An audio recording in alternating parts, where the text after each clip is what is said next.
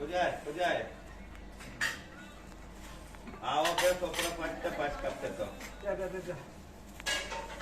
اکبر آقا این گفتی این غذای بریانی محلی ماه بریانی محلی کجا؟ چابهاره چابهاره. آره. یعنی بلوچی میشه. بلوچی میشه. بعد چیه این غذا؟ این غذا با مرغ درست شده. با مرغ درست میشه. آره. یه فلفل مثلا خاصی خود هم بریانی داره نه؟ برنج و با مرغ آره. و اون فلفلا چجوری ساخته میشه؟ عادیه که خودش آماده هم داریم ما خودمون هم درست میکنیم مثلا زردچوبه و فلفل و دارچینی و فلفل سیاه اینا همه رو مثلا با آسیا خرد میکنیم. بله. اینا یه مکس درست میکنیم نه؟ تندم هست داره؟ آره تندم هست داره. اینم ماهی ما میگه گورسیب. ماهی چیه؟ ماهی گورسیب. گورسیب؟ گورسیب آره.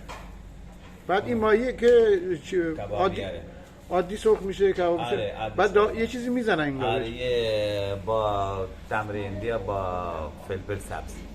با تمر قاطی میکنن مثل یه ترشی درست میکنن لاینا میذارن. با تمر هندی و آره. سبزی معطر. حالا لای همین تو مایه میذارن. خب اون وسط بادمجونا چیه؟ اینم بادمجان کبابیه. اونم ادویه تنزه. آره رو جتا نزدیک. آره هدیو با روبه. یعنی بادمجون سرخ میشه ادویه و رب بهش زده میشه. چقدر رنگ قشنگی داره. خیلی زیباست. بله بسیار عالی.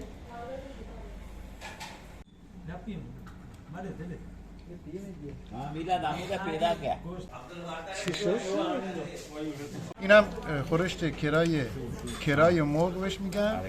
گوجه رنده میشه و با مرغ و با ادویه تون. غذای سنتیه برای چابهاره که بسیار هم خوشمزه.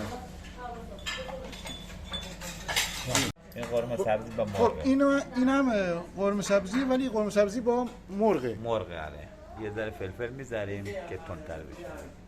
بسیار عالی. این دوستان ترشی لیمو ترشو فلفل و فلفل قرمز و اینا بهش میزنن و نمک میذارن. نمک و فلفل قرمز و با لیمو ترش. و یه مدت جای خشک باید بمونه. بمونه که خودش آماده بشه. حالا ما ترشی انبه هم درست می‌کنیم موقع انبه. دستت در نکنه. سلامت باشه.